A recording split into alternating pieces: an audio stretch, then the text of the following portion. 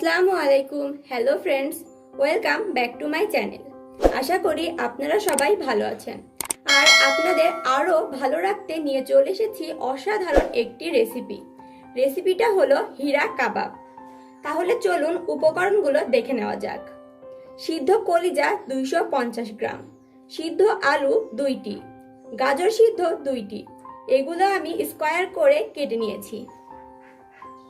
পেঁয়াজ বাটা 1 টেবিল চামচ, আদা ও রসুন বাটা 1 টেবিল চামচ, হলুদ গুঁড়া 1 চা চামচ, মরিচ গুঁড়া 1 চা চামচ, লবণ স্বাদমতো, গরম মশলা গুঁড়া 1 চা চামচ। আমি এখানে দারুচিনি, লবঙ্গ, এলাচ, গোলমরিচ, জয়িত্রী ও জিরা একসাথে ভেজে গুঁড়া করে নিয়েছি। ডিম 1টি এবং লাগছে সাসলিকের কাঠি 4টি। এগুলো আপনারা বাজারে কিনতে পারবেন।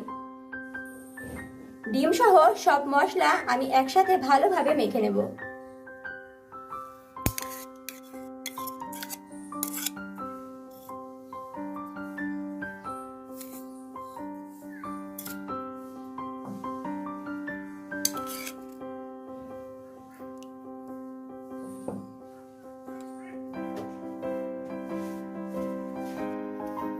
আমরা তো বিভিন্ন ধরনের কাবাব খেয়ে থাকি, কিন্তু হীরা কাবাব একটি ভিন্ন রকমের কাবাব এবং এর টেস্টটাও অনেক ভিন্ন।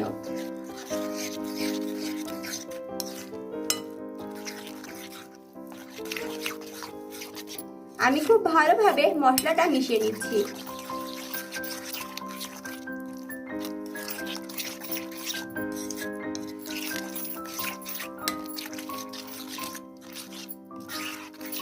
মশলাটা খুব ভালোভাবে মাখিয়ে নিয়েছি। এখন দিয়ে দিচ্ছি সিদ্ধ করে রাখা কলিজা,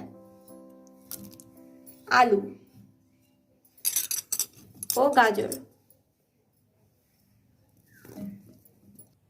এবার এগুলো সব আলতো হাতে মেখে নিচ্ছি।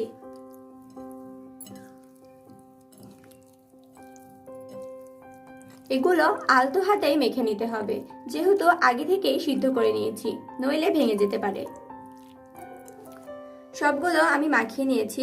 এবার ঢেকে 30 মিনিটের জন্য রেখে দেব। ফিরে এলাম 30 মিনিট পর।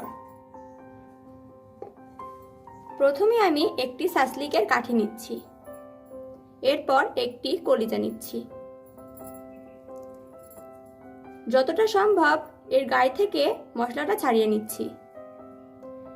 এবার আস্তে আস্তে ঘুরিয়ে ঘুরিয়ে কলিজাটা ঢুকে নিচ্ছি।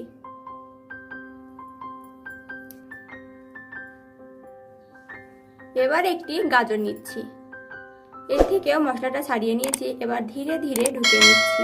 খুব সাবধানে ঢোকাতে হবে, নইলে ভেঙে যেতে পারে। এবার একটি আলু নিচ্ছি, আলুটাও খুব সাবধানে ঢুকে নিচ্ছি। আমি আবারও আরেকটি কলিজা নিচ্ছি।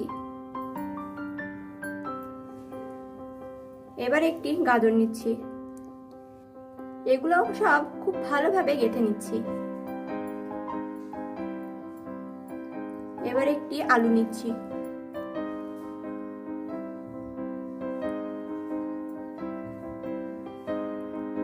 খুব ভালোভাবে মশলাটা ছাড়িয়ে নিতে হবে, নইলে ভাজার সময় পুড়ে যেতে পারে।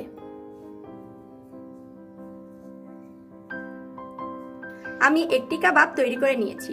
ঠিক একইভাবে সবগুলো কাবাব তৈরি করে নেব। আমার সবগুলো কাবাব তৈরি করা হয়ে গেছে। কাবাব থেকে ছাড়ানোর পর আমার এতগুলো মশলা বেঁচে গেছে। এখন কাবাবগুলো ভেজে নেব। কাবাবগুলো ভাজার জন্য যথেষ্ট পরিমাণে তেলটা গরম হয়ে গেছে। এবার আমি কাবাবটা দিয়ে দিচ্ছি।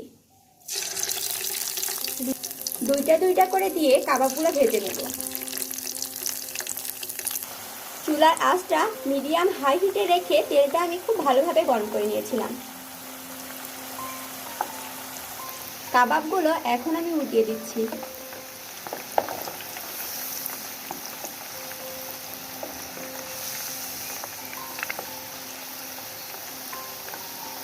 কাবাবগুলো ভাজা হয়ে গেছে। এখন আমি কিচেন টিস্যুর উপরে তুলে নিচ্ছি। ঠিক একইভাবে বাকি 2টি কাবাবও ভেজে নেব।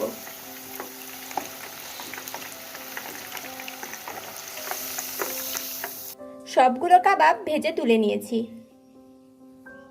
এবার একটি ফ্রাইং প্যানে পরিমাণ মতো সরিষার তেল দিয়ে দিচ্ছি। এবার যে বাকি মশলাগুলো বেঁচে ছিল সেগুলো দিয়ে দিচ্ছি। খুব ভালোভাবে মশলাগুলো কষিয়ে নেব।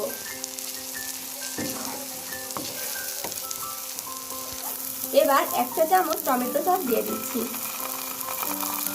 একটু নেড়ে চেড়ে নিচ্ছি।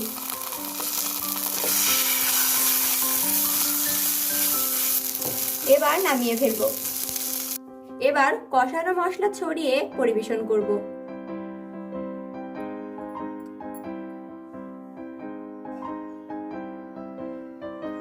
তৈরি হয়ে গেছে অসাধারণ হীরা কাবাব। রেসিপিটা নিয়ে যদি কোনো কোশ্চেন থাকে অবশ্যই কমেন্টের মাধ্যমে জানিয়ে দিবেন এবং ভালো লাগলে অবশ্যই একটা লাইক করবেন। আজকের মতো এই পর্যন্তই। আমার এবং আমার পরিবারের জন্য দোয়া করবেন। খোদা হাফেজ।